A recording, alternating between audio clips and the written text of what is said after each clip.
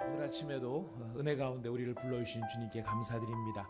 우리 좌우에 계신 분들에게 잘 나오셨습니다. 힘내십시다. 그렇게 인사하겠습니다. 잘 나오셨습니다. 힘내십시다. 잘 나오셨습니다. 힘내십시다. 네. 여러분, 가면 갈수록 더 좋은 게 좋으신가요? 가면 갈수록 그냥 그런 게 좋으신가요? 네. 가면 갈수록 더 좋은 게 좋은 거겠죠. 옆에 있는 분들에게 가면 갈수록 더 좋아지실 겁니다. 인사하겠습니다. 가면 갈수록 더 좋아지시겠습니다. 가면 갈수록 더 좋아지십니다. 아멘. 예, 우리 오늘 우리에게 주신 하나님의 말씀을 봉독하도록 하겠습니다. 마가복음 1장 17절부터 18절까지의 말씀입니다. 마가복음 1장 17절부터 18절 두 절의 말씀입니다. 마가복음 1장 17절 18절 두 절의 말씀, 우리 다 찾으셨으면은 우리가 함께 이 말씀을 봉독합니다. 이 말씀은 지금도 살아계신 하나님의 말씀입니다. 함께 봉독합니다. 예수께서 이르시되 나를 따라오라. 내가 너희로 사람을 낚는 어부가 되게 하리라 하시니 곧 그물을 버려두고 따르니라. 아멘. 우리 봉독한 하나님의 말씀을 가지고 여정이라는 제목으로 이용석 목사님께서 오늘도 귀한 말씀을 전해 주시겠습니다.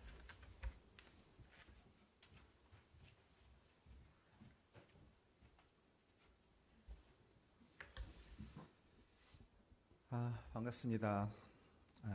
여정이라고 그럴 때 어떤 여정일까 생각을 좀 해볼 때 저는 오늘 본문 말씀에서 복음을 위한 여정이라는, 조금 구체적으로 말하면 복음을 위한 여정이라는 제목으로 제가 선교의 길을 가고 있기 때문에 좀 선교적인 관점에서 말씀을 나누고자 합니다. 하나님은 구약의 아브라함, 이삭, 야곱, 요셉으로부터 신약의 그리스도와 제자들, 그리고 지금 이곳에 모여있는 우리 모두에게까지 온 세상에 그의 나라를 전파하고 하나님의 통치와 구속 사역을 행하시고 계십니다. 성경은 인간을 향한 하나님의 구속 사역의 이야기입니다. 창세기 17장 4절에 보면 아브라함을 여러 민족의 아버지로, 그리고 그의 아내 사라를 열국의 어미가 되게 하여 여호와의 이름이 전파되고 세상에 복을 주시고 믿음의 자손이 창대케 하시는 언약을 세우시죠. 그리고 그 언약은 또 야곱에게 이어집니다. 창세기 28장 14절에 보면 땅의 모든 족속이 너와 네 자손으로 말미암아 복을 받으리라. 그리고 또 모세에게 출애굽기 3장 6절에 나는 네 조상의 하나님 아브라함, 이삭, 야곱의 하나님이라고 하시면서 나타나셔서 구속 사역을 계속 이루어 가시죠. 애굽에서 이스라엘 민족을 구하시는 과정을 통해서도 그의 능력과 거룩하심을 열방에 나타내어 열방이 주님의 이름 앞에서 떨도록, 트렘블하도록 하십니다. 심지어 이방왕 바로도 사용해서 출애굽기 9장 16절 보면 내가 너를 세웠음은 나의 능력을 네게 보이고 내 이름이 온 천하에 전파되게 하렸음이라 하고 모세를 불러 고통 가운데 있는 이스라엘을 구원하십니다. 그러니까 하나님께 버림받은 자도 그의 구속 사역에 사용하시는 거죠.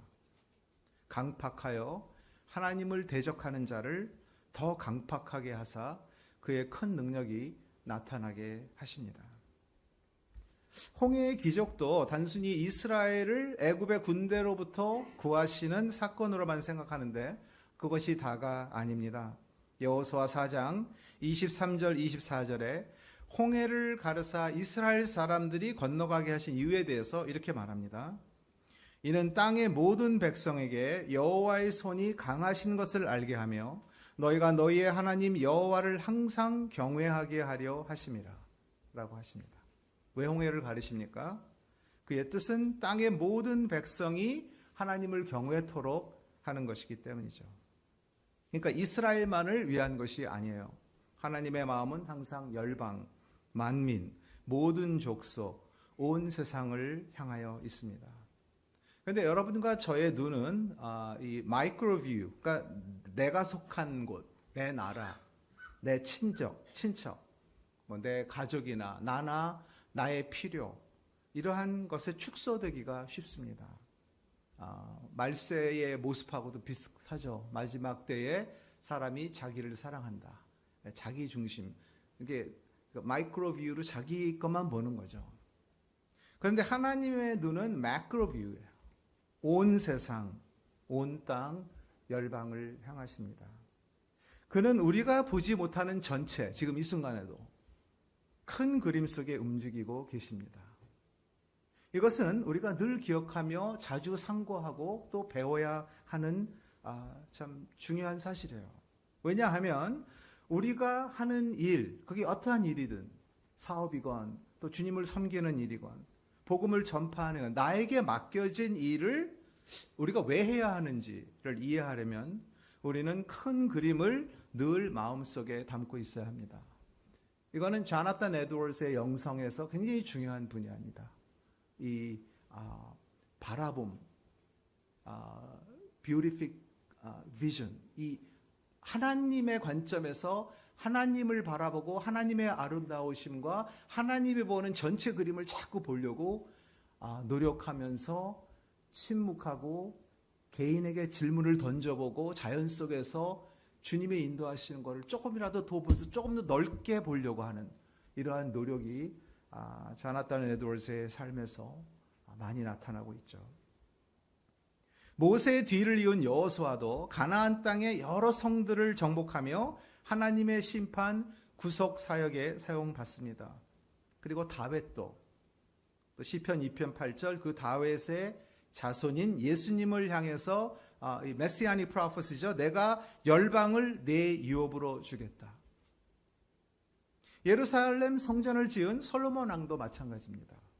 성전의 건축의 목적이 무엇입니까? 역대하 6장 33절에 모든 이방인이 주께 부르짖는 대로 이루사 땅의 만민이 주의 이름을 알고 주의 백성 이스라엘처럼 경외하게 하옵시며. 솔로몬의 기도입니다. 그러니까 하나님을 모르는 이방인들이 주께 와서 기도하며 하나님을 알고 그를 경외하는 것이 목적이에요. 마가복음 11장 15절에서 17절에 예수님이 성전 안에서 매매하고 장사하는 사람들을 향해 노하시면서 성전에 대해서 뭐라고 말씀하십니까? 내 집은 만민이, all nations, 만민이 기도하는 집이라고 말씀하셨죠. 이스라엘 한쪽으로 국한한 것이 아니라 온 세상, 온 백성, 온 땅을 위하십니다. 그리고 계속 나라를 잃고 흩어진 다니엘, 에스더, 에스라, 느헤미야를 통해 하나님은 끊임없이 죄에 빠진 이스라엘을 징계하시면서도 그들과 언약을 맺고 심판 가운데서도 이방인에게 하나님을 알고 경외하고 두려워하게 하십니다.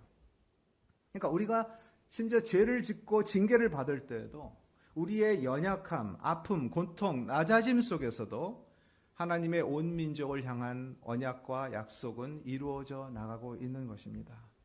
하나님의 관심에 자꾸 마음이 가지 않으면요, 우리는 시간을 많이 낭비하게 돼요. 그리고 그냥 나를 위해서 그냥 그렇게 살면서 죽을 때 굉장히 후회합니다. 조금 일찍 깨달은 사람은 한 70대쯤 주여 저를 받으소서. 참 대단해요. 나 같으면 못할 것 같아. 젊은 몸을 20대가 주여 나를 받으소서, 그거는 좀 쉬운데 내 원하는 대로 다 살다가 70이 돼서 주여 여기 있사오니 그렇게라도 하고 드리면 감사한 건데 참 어렵죠. 신약에 와서도 제자들을 선택하사 그들이 온 유대와 사마리아와 땅끝까지 증인이 되게 하십니다. 그리고 하나님의 보내심을 받은 예수님이 십자가를 통해 세상을 구원하는 구속 사역을 이루어 가시고 지금도 역사하고 계시죠. 성경의 마지막 계시록 5장 9절에 일찍이 죽임을 당하사 각 족속과 방언과 백성과 나라 가운데서 사람들을 피로 사서 하나님께 드렸다고 말합니다. 여기도 every tribe and language and people and nation 그렇게 나와 있어요. 그 모든 사람들을 위해서 단번에 자신을 드린 거죠. 그러니까 하나님은 그가 선택하신 사람들을 통해 온 세상, 온 땅, 모든 백성을 구원하시는 계획과 언약을 가지고 있어요. 제가 며칠 전에 그 친구와 함께 식사 교제를 했는데 송도에서 목회를 잘하고 있어요. 한 7년 전에 한국에 들어와서 송도에서 하는데 한국말을 잘 못해요. 그래서 영어 예배를 하다가 나중에 이제 한어 예배가 생겼는데 한어 예배가 저기 제임스인데 이름이 영어로 설교를 하면 와이프가 통역을 하는데 사람이 얼마나 많이 몰려드는지 한 달 전인가 1,000명이 넘었어요. 교회도 새로운 데로 이사를 가고. 그래서 이제 같이 이렇게 얘기를 하다가 어떤 이야기를 하냐면 이 외국 사람들이 보통 들어와서 있는 시간이 한 2년 정도예요. 그러면 2년 후에 다 떠나는 거죠. 상당히 어렵습니다. 제가 캠퍼스 사역을 해봐서 알아요. 한 4년쯤 쏟으면 다 떠나고 바뀌고 또 떠나고 바뀌고. 그러면 저는 점점 나이가 들어가는데 항상 똑같은 사람은 계속 있는데 사람은 바뀌는 거예요. 그러면 또 다시 하고 또 하고 또 하고.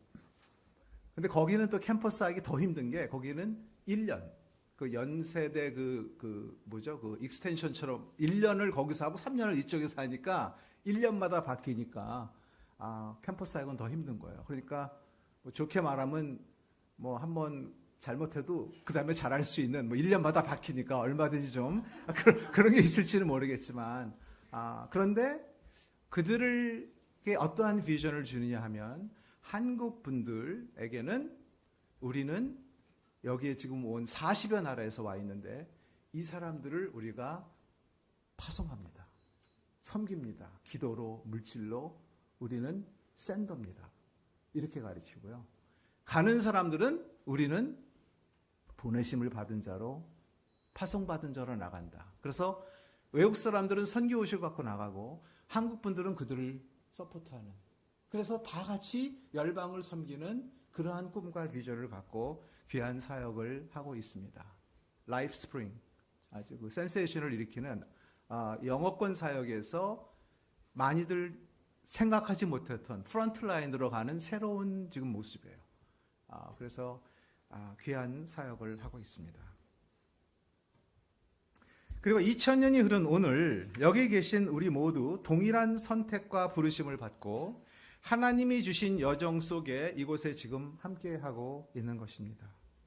연약하고 부족하지만 하나님의 계획과 언약 안에서 살아가고 있어요.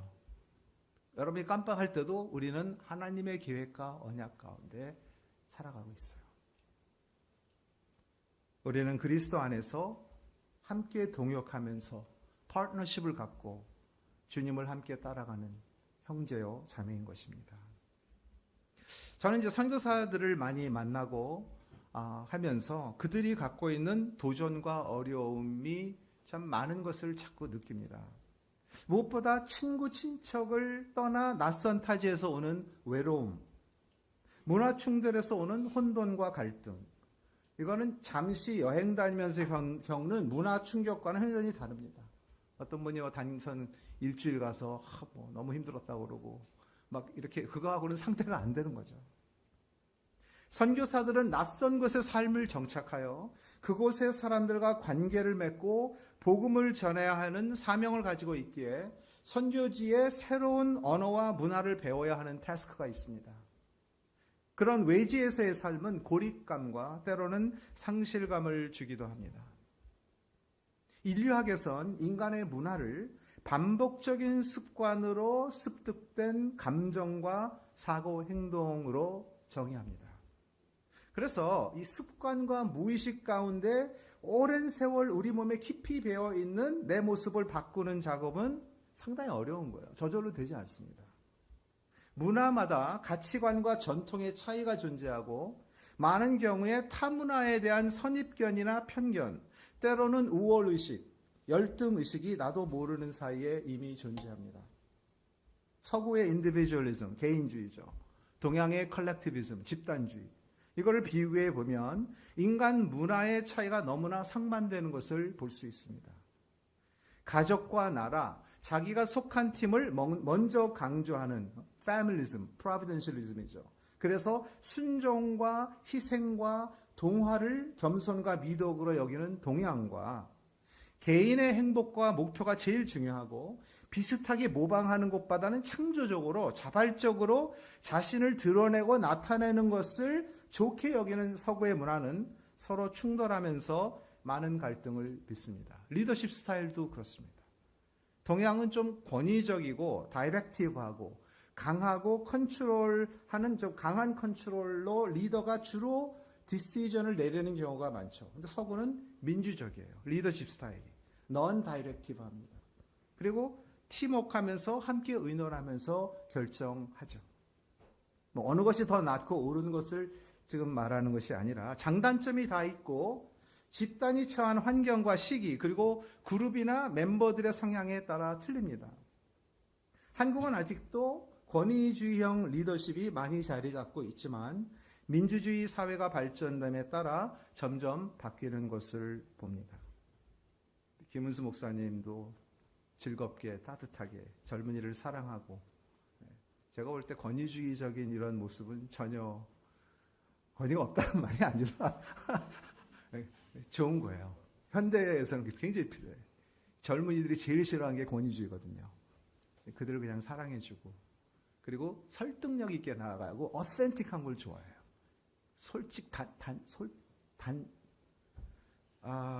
진솔한 거. 한국말 많이 들었죠. 진솔한 거. Authentic you and me. 그래서 그냥 그 모습 그대로 나아갈 때 그들이 마음을 열고 젊은이들이 오죠. 젊은이들이 이렇게 많이 있어서 좋아요. 소통의 방법도 동양 사람들은 직설적으로 말하게 되는 게 돌려서 말해요. 굉장히 힘들어요, 이거. 제가 한국에 왔는데 어떤 장로님 부부가 저희 부부와 같이 함께 다음에 만나서 뭐 식사를 하재요. 그게 그 뜻이 아니었는데 그런 줄 알고 전화를 걸어서 놀라시더라고. 그래갖고 식사를 했어요. 오자마자 그 장로님 부부하고 저희 부부하고 아마 이렇게 처음이자 마지막인 참 나중에 전화하겠다는데 정말 전화한다는 게 아니더라고요. 그러니까 노가 다 노가 아니고 예스가 다 예스가 아니죠.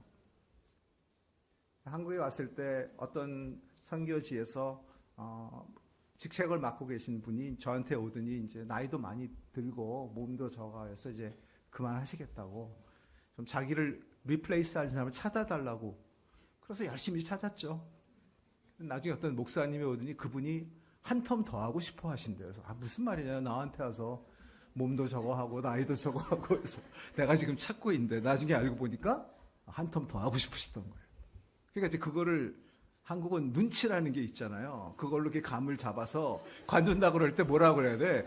관두면 안 되죠. 한 번, 그거를 3번을 해서, 그러면 그쪽에서, 그럼, 이렇게 되는 건데, 그걸 어떻게 알아요? 한참 세월이 흐른 후에, 한국에 와서 한 4년쯤 됐을 때, 또 그 NGO에서 일을 맡고 있는 게 있는데, 거기 어떤 장로님이, 이사로 2분의 장로님을 거기에 모시래요. 그래서 제가 그 2분을 만났습니다. 그랬더니 2분이 바쁘다고 질겁을 하면서 안 하겠다는 거예요. 그래서 총회 때 제가 그걸 빼버렸어요. 어젠다에서. 그 장로님이 어떻게 된 거냐? 이 2 장로님. 제가 만나서 하겠더니 바빠서 안 하겠다는 분을 어떻게 올립니까? 그래서 저보고 그 2분은 이미 들어와 있는 줄로 알고 계시대. 참. 이 정도로 힘듭니다. 그런데 서구는 yes, no가 분명해요. 한국은 눈치껏 알아서 해야 되죠. 저처럼 미국에서 자라고 단순하고 눈치가 없는 사람 참 힘든 문화예요. 서구가 너무 편하고 좋아요. 그대로 솔직하게 다.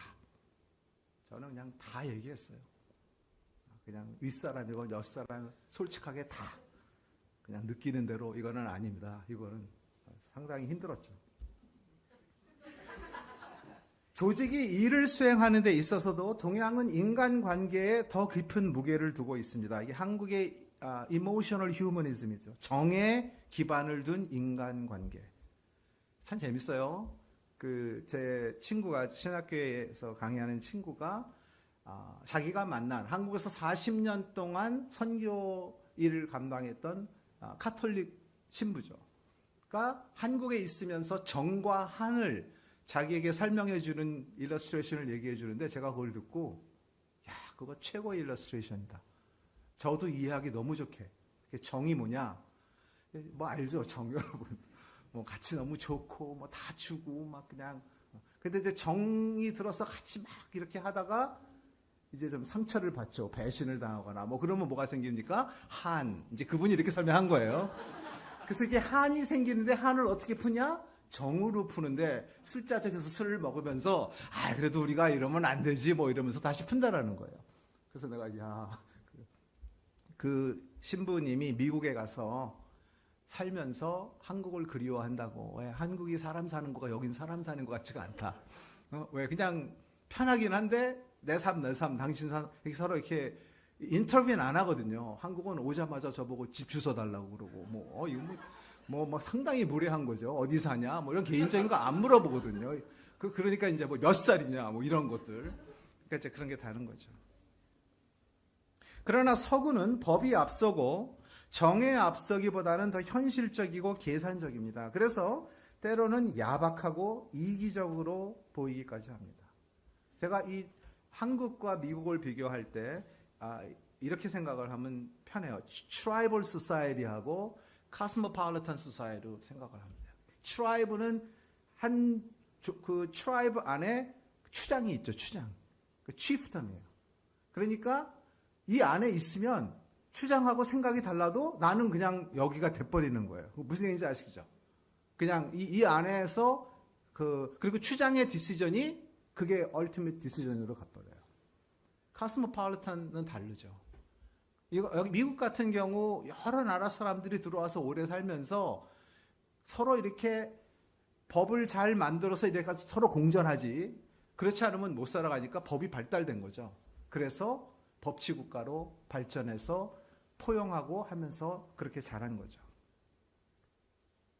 저는 미국에서 자라고 선교 단체에서 대학 천년 사역을 20년을 했습니다. 그리고 에이시안 아메리칸 멀티컬처럴 교회를 개척해서 13년 담임 목회를 하는 동안에 한국 문화권의 1세 부모 세대와 미국 문화권의 2세 자녀들 간의 이런 문화 충돌과 갈등에 대해서 여러 가지 많은 경험을 했습니다. 그러니까 두 세대 간의 언어와 문화와 감정의 장벽은 많은 충돌을 일으킵니다.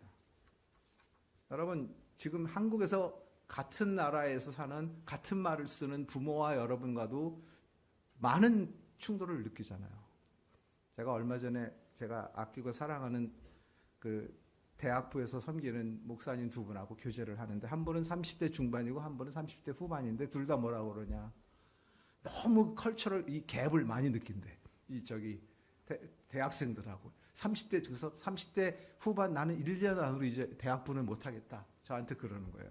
그러니까 그 부모 5, 60대는 얼마나 많이 느끼겠어요.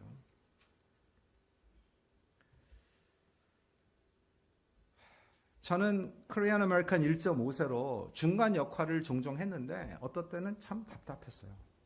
1세는 너무 한국 문화에 안주하고 영어도 안 돼서 더 배우고 노력해야 되는데 노력도 안 하고 굉장히 배타적입니다. 그러니까 미국에 살아도 미국에 사는 게 아니에요. 한인끼리 모여 살고 한인끼리만 만나고 주일날 한인 예배 가고 돌아와서 한국 방송 연속극 보고 아침에 일어나서 한국 신문 보고 10년, 20년이 가도 영어는 한국말로 잘 할 수 있어요. 영어가 안 늘죠. 하지만 아이들은 미국에서 공부하고 미국 사회에서 다민족을 대하면서 생활하니까 성장하면서 부모와 갭은 점점 커지죠. 그리고 자신이 더 이상 한국인이 아니라는 아이덴티티 크라이시스를 겪게 되고 많은 경우 이도 저도 아닌 채 두 문화 공간에서 붕 뜨는 경우가 있어요. 그래서 저처럼 이세권, 멀티에트닉, 에이시안 아메리칸 사역을 하는 사람들이 모이면 우리들이 만든 말이 있어요. 몬스터, 괴물. 그러니까 괴물이 나오든지 아니면 아주 아이디얼맨이 나올 수가 있어요. 그러니까 이 한국, 동양권이 갖고 있는 장점을 다 가져오고 서양의 장점에 가서 잘 부합이 되면 그러면 아주 아이디얼한 사람이 나올 수가 있죠. 극히 드뭅니다. 저희가 경험을 해봐서 알아요. 대부분은 몬스터예요. 괴물이 나와요. 괴물의 예를 들어볼게요. 생각을 해보세요. 한국에 안 좋은 거 권위주의적이고 막 이러고 막 그냥 쓱싹쓱싹하고 뭐 막 이러고 백 쓰고 뭐 이러는 거 싹 가져오고 거기에다가 탁탁 계산 당신 뭐 차 탁탁 차고 이게 합치면 어떤 괴물이 나올지 알죠. 저는 그런 괴물을 많이 만났습니다. 예를 들면 이런 거예요. 부동산 에이전트가 집을 보러 가게 되면 한국 부동산 에이전트를 만나면 아예 오세요. 무조건 보여줘요. 1.5세 괴물은 안 보여줘요. 이 사인을 해야 돼. 집을 보고 난 다음에 꼭 자기를 통해서 산다라는 사인을 하면 보여줘요. 그러면 한국적인 관심의 인사면 괘씸한 거 아니야. 그냥 그 커스터머 서비스가 영 아닌 것처럼. 그래서 이 사람은 상당히 미국적으로 계산적으로 생각하는 거죠. 내가 시간이 금인데 내가 이 사람에게 시간을 투자하는데 나를 이렇게 해서 이어서 다 보내줬는데 나중에 나 아닌 다른 에이전트를 통해서 하는 그런 걸 이제 방지하는 거죠. 그런 거예요. 자, 이렇게 자라면서 이제 고등학교를 졸업하고 대학을 가고 직장을 잡으면 대부분 어릴 적 다니던 한인교회를 어떨까요? 떠나요. 뭐 제가 미국에 있을 때는 75% 한인들이 교회를 다녔다고 그렇습니다. 외로우니까 많이들 다니죠. 그럼 아이들도 부모 따라서 고등학교 때까지는 그냥 가는 거예요. 대학을 들어가면서 엄청 많은 숫자가 떠납니다. 대학을 졸업하면서 더 떠납니다. 80%, 90% 통계마다 차이는. 그래서 우리가 이름까지만 Silent Exodus, 조용한 출애굽이다. 조용히 없어져 버리는 거예요. 뭐 지금 한국도 그래요. 지금 통계가 2%에서 5% 대학생 크리스찬들을 그렇게 봅니다. 지금 1.6%도 못 봤어요. 그냥 조금 좋게 봐서 2%에서 5%예요. 그 정도로 지금 젊은이들이 굉장히 엔타이 크리스천, 아주 반기독교적이고 교회를 떠나는. 그러니까 그곳에서 자란 아이들에게 한국어와 한국 문화권의 교회는 복음을 전하는 데 생산적이지 못했던 거예요. 과거 중국, 일본 교회도 마찬가지였습니다. 한인보다 앞서 이민 온 중국계, 일본계, 에이시안 아메리카는 1세대가 2세대에게 신앙을 전수하려 했지만 실패합니다. 그들에게 맞는 문화로 겸손하게 다가가지 못했기 때문이죠. 그래서 에이시안 아메리칸 그 에버그린 교회나 이런 리더들, 켄 펑이라든지 커리 이시다라든지 이런 사람들이 늘 저에게 우리처럼 되지 마라. 이렇게 똑같이 리핏하지 마라. 늘 그랬어요. 왜? 그 당시에 미국의 Americanized Asian American, 주로 중국계 3세 정도 되죠. 2세, 3세, 4세까지. 이들 가운데 교회 다니는 숫자가 4% 미만이었으니까.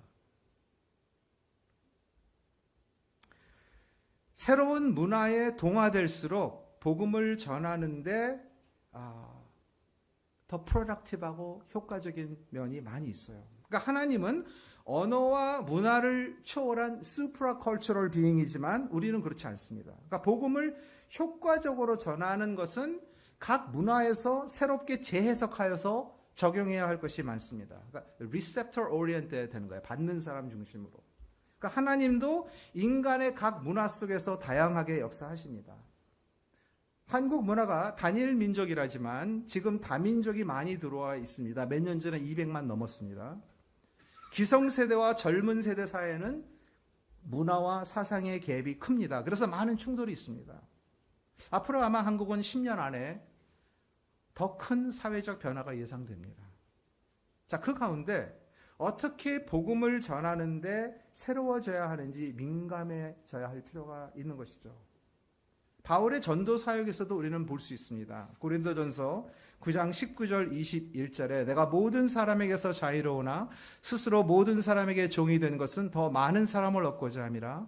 유대인들에게 내가 유대인과 같이 된 것은 유대인들을 얻고자 하며 율법 아래에 있는 자들에게 내가 율법 아래에 있지 아니하나 율법 아래에 있는 자 같이 된 것은 율법 아래에 있는 자들을 얻고자 하며 율법 없는 자에게는 내가 하나님께는 율법 없는 자가 아니요 도리어 그리스도의 율법 아래에 있는 자이나 율법 없는 자와 같이 된 것은 율법 없는 자들을 얻고자 하니라.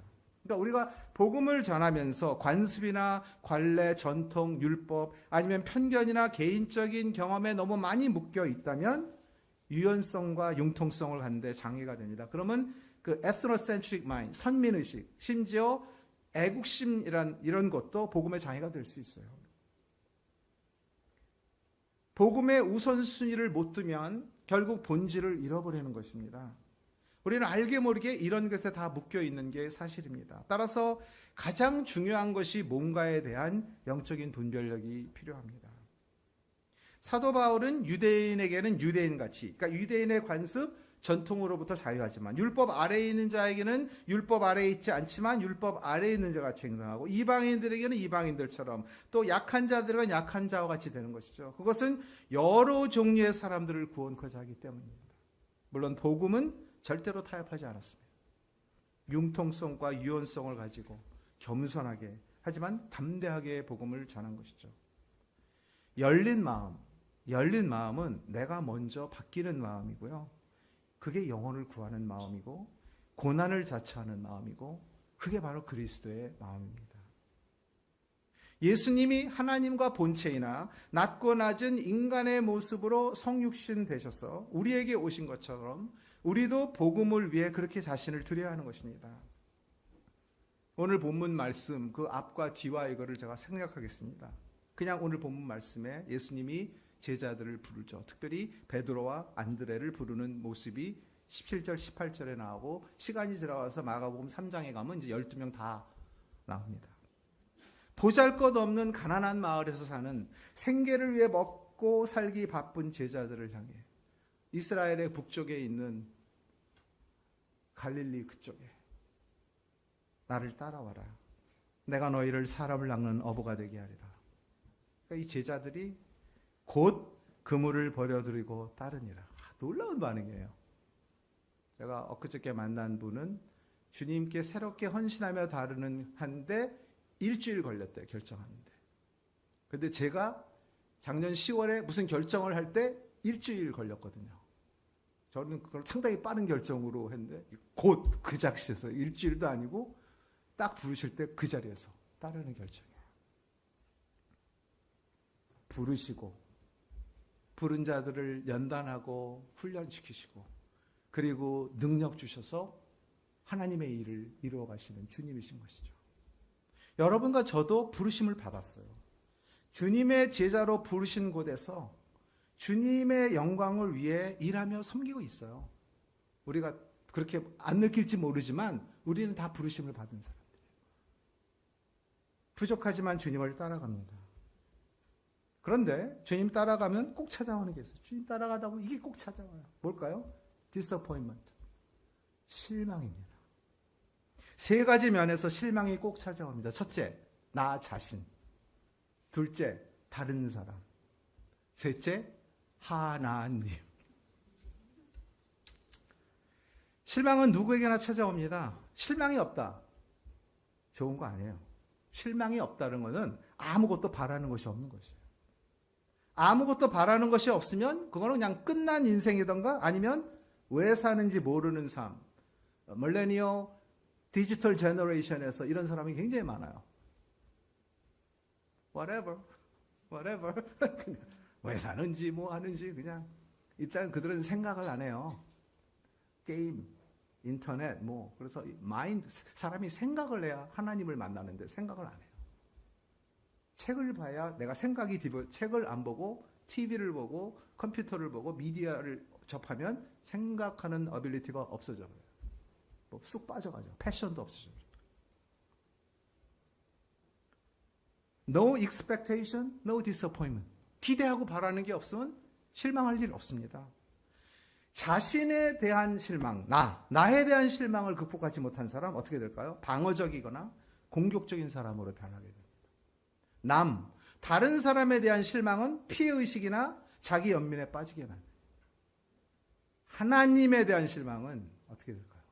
주님이 주신 꿈과 소명을 잃어버리게 해요. 그래서 주님 섬기다가 관둬버려요. 어마어마하게 많습니다. 주의 종으로 많이 관둡니다. 그래서 우리가 무슨 말이야? Few finish well. 아주 적은 수가 끝까지 잘 경주를 마친다고 얘기를 해요. Many aspire but few attain이라는 그러한 책자도 과거에 나온 적이 있죠. 그런데 실망보다 무서운 게 있어요. 포기예요. 베드로가 예수님을 배반한 후에 얼마나 자신에게 실망하고 미웠겠어요. 그리고 자신이 그렇게 믿고 따르던 주님이 허망하고 수치스럽게 십자가에 달려 죽으셨을 때 하나님에 대해서, 예수님이신 하나님에 대해서 얼마나 실망했겠어요. 그 실망은 절망과 공포로 제자들을 다시 갈릴리 바다로 돌아가게 만들다. 그냥 과거로 돌아가 버리는 거예요. 포기하게 하는 거죠. 그들은 다시 이전의 생계형 사람들로 돌아가게 만듭니다. 요나가 니느웨 사람을 사랑하사 구원을 베푸는 하나님 너무 싫어갖고 자신의 소명을 버리고 도망가다 물고기 뱃속에 갇히죠. 어떻게 저렇게 잔인하고 정말 나쁜 저 사람들, 저 원수, 저 니느웨 백성을 왜 저 백성을 구하라 하시는지 뭐라고 성경에 나와 있느냐? 요나가 심히 싫어하고 노했다고 표현해요. 요나 4장 1절에. 그러니까 그가 하나님께 원하고 기대한 바가 아니에요. 그는 하나님이 그들을 심판하여 멸망하기를 원했어요. 모세는 광야에서 목이 곧은 이스라엘 백성들을 보며 얼마나 실망하고 화가 났겠습니까? 감사할 줄 모르죠. 불평 원망만 하는 사람들 사이에서 지쳐갖고 즉시 나를 죽여 나로 나의 곤고함을 보지 않게 해달라고 기도할 정도로 힘들었어요. 우리 주의 종 잘 해주세요. 주의 종들이 왜 빨리 주님께 가고 싶은지, 제가 왜 죽었다 살아났을 때 기도해 준 분들이 고마웠지 않았는지 그 속이 깊은 걸 생각을 해보십시오. 나와 다른 사람으로부터의 실망은 사실 당연해요. 왜? 온전치 못한 불완전한 사람, 죄의 속성을 지닌 죄인. 따라서 당연히 사람들은 서로 상처 주고 받고 실망하게 되어 있습니다. 그러나 나 자신과 다른 사람, 그러니까 나 자신과 다른 사람을 지나치게 기대고 믿는 것은 좀 어리석은 거예요. 하나님에게 실망하는 것도 사실 당연합니다. 불완전한 사람이 어떻게 온전한 하나님을 다 이해할 수 있습니까? 삼위일체 이해됩니까? 예수님의 인성, 신성 이해됩니까? 그래서 성경에 secret things belong to God, 비밀적인 건 하나님께 속했다. 그러나 클리어하게 우리가 알아야 될 건 성경의 리빌레, 그것만 순종하기도 바쁜데 그렇게 말하지 않습니까? 우리가 그거 뭐 다 이해한다고 그러면 우리가 하나님이죠. 하나님의 크심, 측량할 수 없는 사랑, 그분의 사랑 이해돼요? 여러분에게 적용시키지 마시고 여러분이 정말 싫어하는 사람에 대한 하나님의 사랑을 보면 정말 이해 안 되죠? 어떻게 저렇게 끝까지 또 사랑하시고, 여러분 말고 그렇게 생각하면 어떨 때는 이해가 안 되는 거죠. 그분의 공의, 그리고 그의 뜻은 많은 경우 가리워져 있습니다. 사람이 다 볼 수도 알 수도 없습니다. 그의 생각은 이사야가 말한 대로 우리의 생각과 다릅니다. 그래서 하나님의 길은 알다가도 모르는 길이라는 생각이 드는 거 아닙니까? 그런데 하나님은 절대로 우리가 실망할 대상이 아닙니다. 그는 온전하시고 완벽하시고 선하시고 좋으신 사랑의 하나님이시기 때문입니다. 우리가 그에게 실망하는 이유는 우리의 원함대로, 우리의 방법대로, 우리가 원하는 시간에 되지 않아서요. 실망은 소망을 잃어버리게 만들고 소망을 잃어버리면 포기하게 됩니다. 남은 건 뭘까요? 절망과 분노뿐이에요. 그래서 실망이 무서운 거예요. Disappointment is deadly. 무서운 거예요. 그리스도인은 실망할 수는 있지만 그 가운데서도 믿음을 지킬 수 있습니다. 바라지 못하는 환경 속에 믿고 기다리는 자들에게 실망 속에 찾아오는 진정한 fulfillment, 성취가 기다리고 있어요. 실망을 잘 극복한 사람들은 어떻게 됩니까? 성숙과 성장과 더 큰 inner power and strength, 주로 온유함과 겸손과 너그러운 마음의 모습으로 나타나요. 그런 걸 가지게 되는 거죠. 실망한다는 것은 우리가 리스크하는, 어떤 모험하는 것들이 있고, 이 리스크하는 것은 우리가 믿음의 길을 가고 있는 증거예요. 주님 믿으십니까? 도전하세요. 리스크하세요. 저는 목회자들이 저한테 찾아서 어떤 개척 얘기를 하면 무조건 하라고 그랬어요. 이거는 정말 귀한 기회예요. 그게 해서 교회가 잘 되건 안 되건 성공이에요. 대성공. 그거를 안 해보고 그냥 청빙으로 가신 분 여기 없으니까 말을 좀 하겠는데, 나이 들어가면서 후회하는 분이 대부분일 거예요. 왜 그런지 아세요? 내가 하루도 펼치고 싶었던 목회를 못해요. 거기 가서 그냥 장로님들에게 시달리고 뭐하고 너무너무 힘들고 쫓겨나고 뭐 얼마나 많이 쫓겨납니까? 뒤고 뭐하고 그때 그 개척을 했었어야 되는데 뭐라 반대로 될 수 있죠. 그때 그 교회를 갔어야 되는데 사람의 마음이 이렇게 중요해.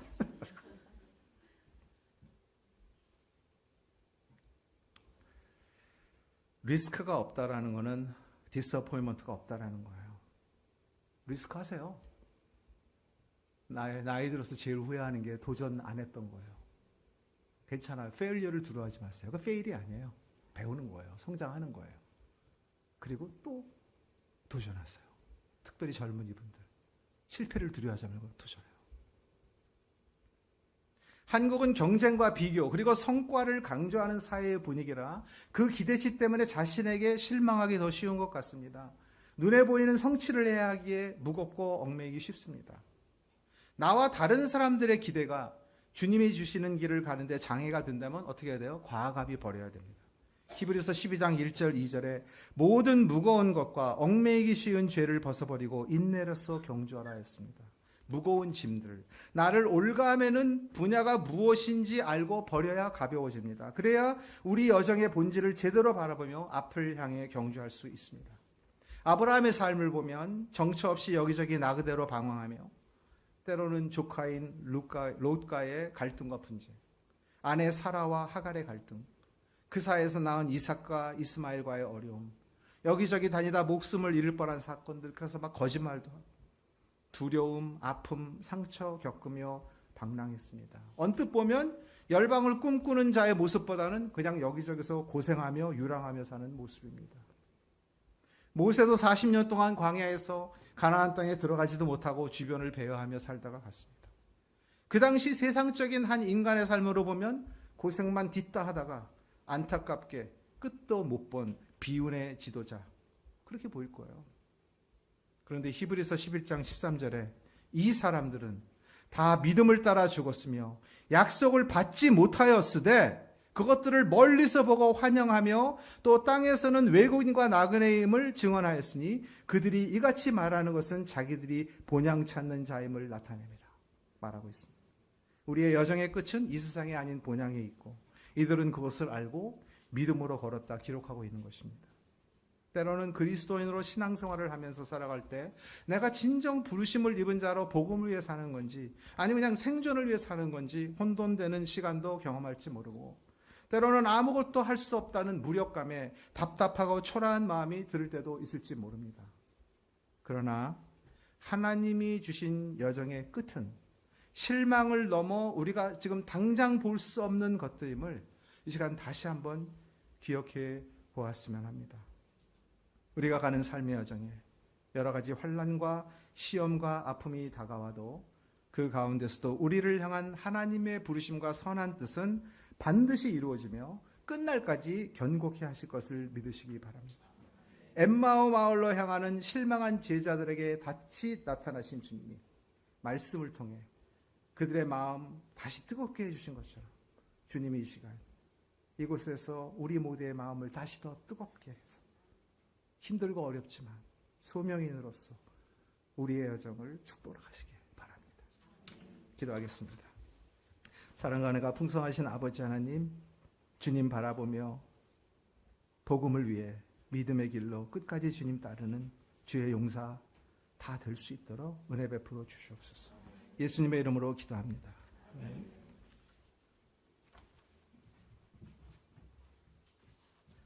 예, 귀한 말씀 감사드립니다. 짧은 시간에 많은 것을 전해 주시고 싶은 간절함 때문에 함축된 말씀들을 많이 주셨는데요. 여러분 생각들을 잘 받으면서 우리 하나님 아버지 앞에서 점점 깨달음의 은혜가 크게 늘어나시기를 바라겠습니다. 오늘 말씀을 들으면서 든 생각은 하나님은 동양적이실까 서양적이실까 이 생각이 좀 들었는데요. 아무리 생각해도 하나님은 약간 동양 쪽에 더 가까우신 것 같아요. 여러분들은 어떻게 생각하십니까? 제가 여러분 눈치를 보고 있습니다. 하나님은 제가 봤을 때 동양적이라고 하는 것은 내가 저 이스라엘 백성들 다 쓸어버리겠다 이렇게 모세한테 막 얘기를 하시잖아요. 그때 모세가 옆에서 그렇게 하시죠. 싹 쓸어버리시죠.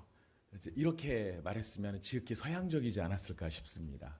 근데 거기서 모세가 계속 하나님한테 하나님 기껏 불러놓고 그러시면 어떡하십니까? 하나님 참으십시오. 근데 진짜 하나님 마음이 싹 쓸어버리고 싶어서 그러셨을까? 그건 아니었던 것 같아요. 그게 눈치가 있는 모세 아니겠습니까?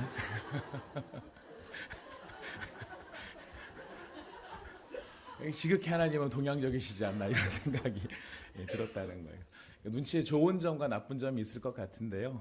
아마 저희가 기도한다는 것은 이렇게 아부를 하고 막 권위 있는 사람 앞에 그 의중을 살펴서 그 앞에서 어떻게든지 살아남으려고 하는 태도가 아니라 뜻을 이해하기 위한 과정이 이 눈치의 과정이 아닌가, 긍정적으로 생각해서 그렇다는 것입니다. 내 방식대로 하나님을 섬기는 것이 아니라 하나님의 방식대로 하나님을 섬기기 위해서는 눈치가 있어야 되죠. 동양적인 눈치의 뜻은 바로 거기에 있다고 생각이 듭니다. 내가 살펴서 내 뜻대로 내가 좋은 방식대로 해주면 상대편이 절대 좋아하지 않는데 어떻게 해야 좋아하죠? 상대편이 원하는 대로 맞춰가는 것. 이게 바로 이 동양적 관점에서의 눈치의 긍정적 효과가 아닌가 생각이 됩니다. 자, 그런 면에서 우리가 하나님 앞에 기도한다는 것은 내 생각을 주관해서 내 뜻대로 해주십시오가 아니고 주님의 뜻이 무엇입니까? 주님이 뭘 원하십니까? 그걸 알기를 원합니다. 그래서 주님의 뜻에 제가 순종하기를 원합니다. 이런 것이 우리가 눈치가 가는 긍정적 효과라면 기도를 해야 될까요? 안 해야 될까요? 더 열심히 아마 기도를 해야 되지 않을까 싶습니다. 자, 오늘 목사님께서 여러 가지 말씀을 주셨는데요. 그 말씀들 가운데서 우리 기도를 위해서 오늘 하나만 좀 제가 붙잡고 나갔으면 좋겠다 싶어서 말씀을 좀 인용을 했습니다. 자, 우리 기쁨으로 찬양 451장입니다. 지금 우리는 마음을 합하여 진정으로 기도할 때니. 하나님한테 하나님께서 내 방식대로 안 움직여 주시고 내 타이밍이 아니라 하나님의 타이밍대로, 내 테이블이 아니라 하나님의 테이블대로 그렇게 이끌어 가시는 것 때문에 우리가 많이 실망할 수 있지만 하나님을 향한 눈치가 있는 사람들은 네, 하나님의 때가 최고의 때입니다 라고 또 깨닫고 감탄할 때가 생길 것입니다. 오늘 이 시간에 우리가 기도하러 나왔는데요, 우리가 그 하나님 눈치 잘 볼 수 있도록 도와주시는 분이 누구시죠? 어휴, 대단하십니다. 성령 충만을 사모하는 이유가 하나님의 마음을 헤아리기 위함인 것이고요, 하나님의 마음을 잘 헤아릴 수 있는 것이 우리의 눈치 레벨이 올라가는 것입니다. 자, 우리가 그런 이 목적을 가지고 지금 우리는 마음을 합하여 진정으로 기도할 때니 우리 이 찬양을 드리도록 하겠습니다.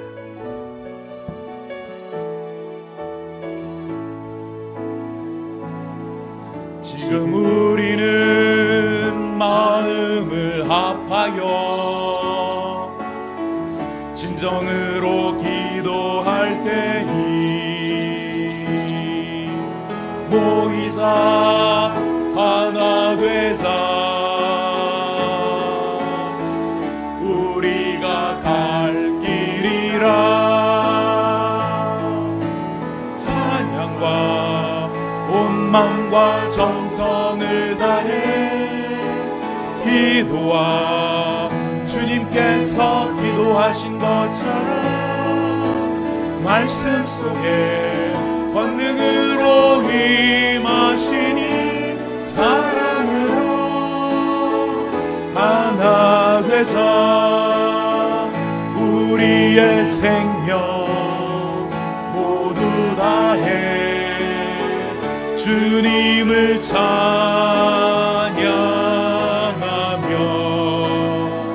온 세상에 주의 사랑 전하리라.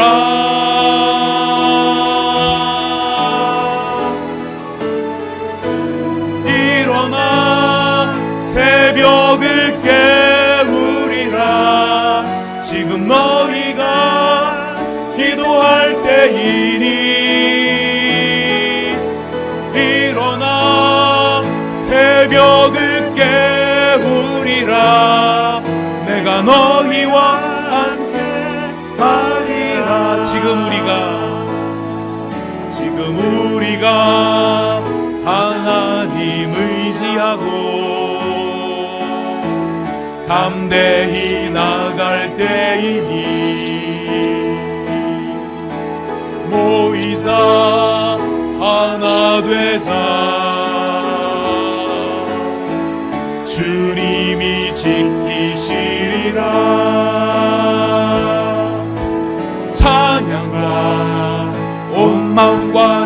충성을 다해 기도한 주님께서 기도하신 것처럼 말씀 속에 권능으로 임하시니 사랑으로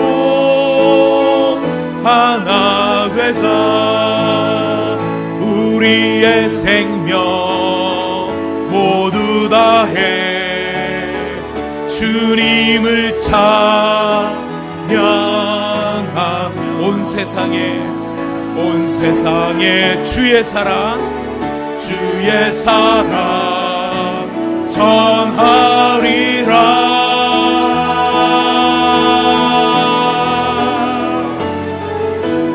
일어나 새벽을 깨우리라. 지금 너희가 기도할 때이니 일어나 새벽을 깨우리라. 내가 너희와 함께 하리라. 마음은 한 2번 더 했으면 좋겠는데요, 몸이 따르지를 않아서 죄송합니다.